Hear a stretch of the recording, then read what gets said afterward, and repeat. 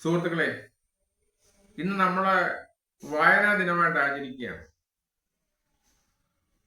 കേരളത്തിലെ ഗ്രന്ഥശാല പ്രസ്ഥാനത്തിന്റെ പിതാവായിട്ട് അറിയപ്പെടുന്ന PN പണിക്കരുടെ ഓർമ്മ ദിനമാണ് നമ്മളെ വായനാ ദിനമായിട്ട് ആചരിക്കുന്നത്. ഈ പുത്തൻ കാലത്തില് വായന മരിക്കുന്നില്ല എന്നുള്ളതാണ് വാസ്തവം.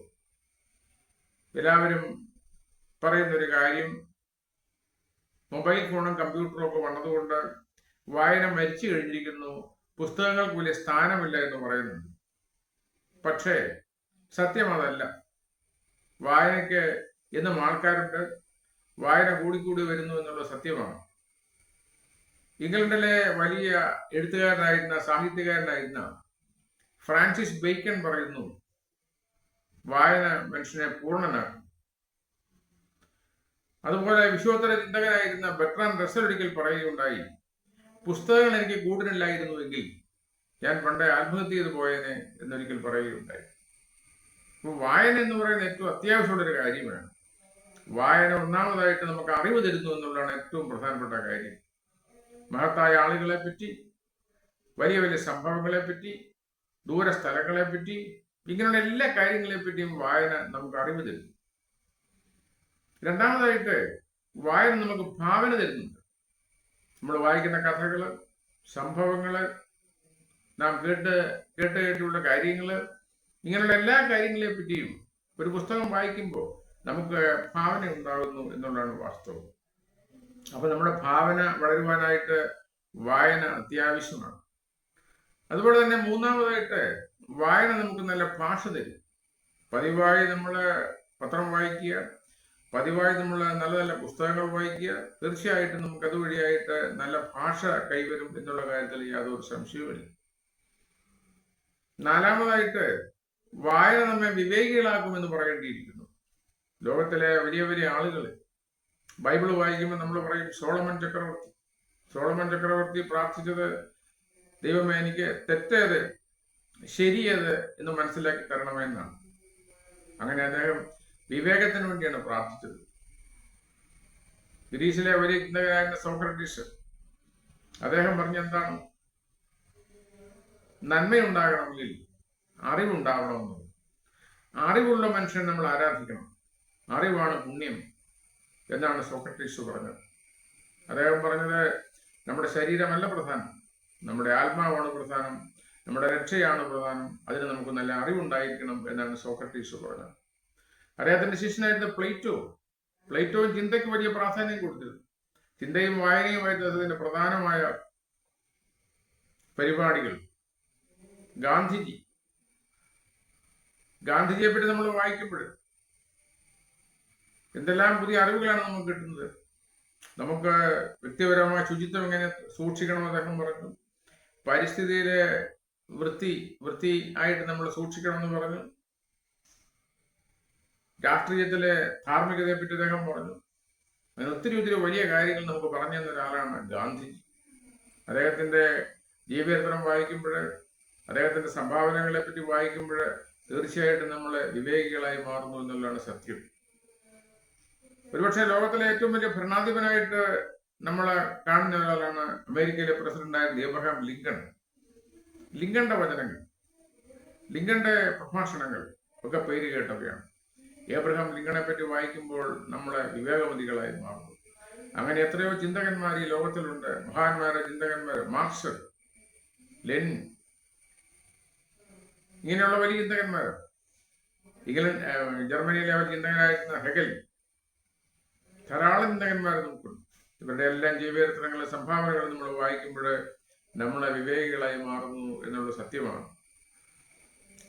അടുത്തതായിട്ട് നമ്മുടെ ജീവിതം വിജയപ്രദമാകണമെങ്കിൽ നമ്മുടെ ജീവിതത്തിലെ പ്രശ്നങ്ങളെ പറ്റി നേരിടുമ്പോൾ അവ എങ്ങനെ പരിഹരിക്കാം, അവയ്ക്ക് എന്താണ് പരിഹാരമെന്ന് മഹാന്മാർ നമുക്ക് പറഞ്ഞു തന്നിട്ടുണ്ട്. നമ്മുടെ മാതൃഭൂമിയുടെ സ്ഥാപക എഡിറ്ററായിരുന്ന KP കേശവമേനോൻ, അദ്ദേഹത്തിന്റെ പുസ്തകങ്ങൾ ഇത്തരണത്തിൽ നമുക്ക് വളരെ ഓർത്തിരിക്കേണ്ട ഒരു പുസ്തകമാണ്. നാം മുന്നോട്ട് സായാഹ്ന ചിന്തകൾ എന്നൊക്കെയുള്ള പുസ്തകങ്ങൾ നമ്മളെ എപ്പോഴും ഉത്തേജിപ്പിക്കുന്നവയാണ്. എല്ലാ മേഖലകളിലും, കുടുംബകാര്യങ്ങളിലും, പൊതുകാര്യങ്ങളിലും, വിദ്യാഭ്യാസ മേഖലയിലും, രാഷ്ട്രീയത്തിലും ഒക്കെ നമ്മൾ എങ്ങനെ പെരുമാറണം, എന്ന് KP കേശവമേനോൻ നമ്മൾ അദ്ദേഹത്തിന്റെ പല പുസ്തകങ്ങളിലും നമുക്ക് പറഞ്ഞു തന്നിട്ടുണ്ട്. ചുരുക്കത്തിൽ നമുക്ക് എങ്ങനെ വിജയകരമായി ജീവിക്കാം, എങ്ങനെ നമുക്ക് മുന്നോട്ട് പോകാം എന്ന് നമ്മളെ പ്രോത്സാഹിപ്പിക്കുന്ന, ഉത്തേജിപ്പിക്കുന്ന പുസ്തകങ്ങളാണ് KP കേശവമേനോന്റെ പുസ്തകങ്ങൾ. നമുക്ക് ജീവിതത്തിലെ പ്രശ്നങ്ങൾ നേരിടുവാനായിട്ട് നമുക്ക് ഏറ്റവും നല്ല കൂട്ടുകാരൻ നമ്മുടെ പുസ്തകങ്ങളാണ്. ഒരിക്കലും കുട്ടൻ നായർ പറയുകയുണ്ടായി, നിങ്ങൾ വായിക്കുന്ന പുസ്തകം ഏതാണെന്ന് പറഞ്ഞാൽ മതി, ഞാൻ പറയാം നിങ്ങൾ ഏത് തരക്കാരനാണെന്ന് കുട്ടൻ നായർ ഒരിക്കൽ പറയുന്നുണ്ട്. അപ്പൊ ഇതൊക്കെ ചൂണ്ടിക്കാണിക്കുന്നത് പുസ്തകങ്ങൾ നമ്മുടെ നിത്യമിത്രങ്ങളാണ്. പുസ്തകങ്ങളും പത്രങ്ങളും നമ്മുടെ നിത്യമിത്രങ്ങളായിരിക്കണം.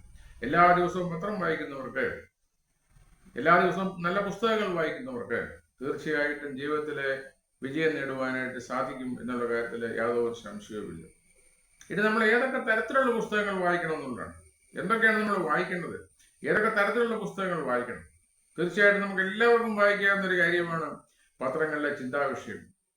മനോരമയിലെയും ദീപികയിലെയോ മാതൃഭൂമിയിലെയോ ദേശാഭിമാനി, ഇത് എത്രയോ പത്രങ്ങൾ നമുക്കുണ്ട്, മംഗളം, എത്രയോ പത്രങ്ങൾ, എല്ലാ ദിനപത്രങ്ങളിലെയും ചിന്താവിഷയങ്ങള് നമ്മളെ മോട്ടിവേറ്റ് ചെയ്യുന്നവയാണ്, ഉത്തേജിപ്പിക്കുന്നവയാണ്, നമ്മുടെ ജീവിതത്തിലെ പ്രശ്നങ്ങൾക്ക് പരിഹാരം പറഞ്ഞു തരുന്നവയാണ്. അതുപോലെ തന്നെ ഇതിഹാസ ഗ്രന്ഥങ്ങൾ നമുക്ക് വായിക്കാം. വലിയ വലിയ മഹാന്മാർ എഴുതിയ ഗ്രന്ഥങ്ങളുണ്ട്, മഹത് ഗ്രന്ഥങ്ങളുണ്ട്. ഈ മഹത് ഗ്രന്ഥങ്ങളെല്ലാം നമ്മൾ വായിക്കുന്നത് നല്ലതായിരിക്കും.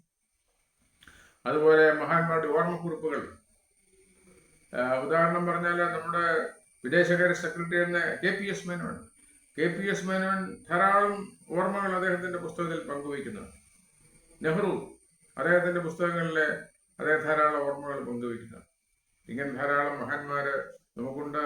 ഈ മഹാന്മാരുടെ ഓർമ്മക്കുറിപ്പുകൾ തീർച്ചയായിട്ടും നമ്മളെ ഉത്തേജിപ്പിക്കുന്നവയാണ്.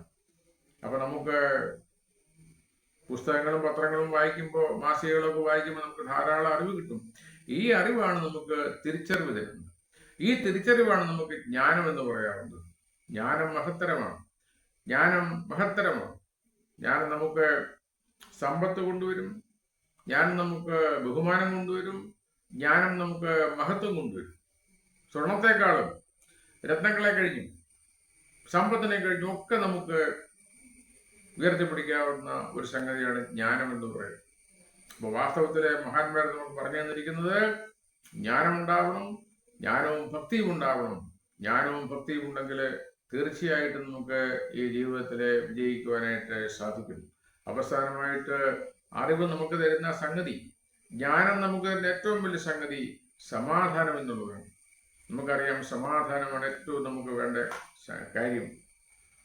സമാധാനം സംഗീതത്തെക്കാൾ മധുരമാണ്.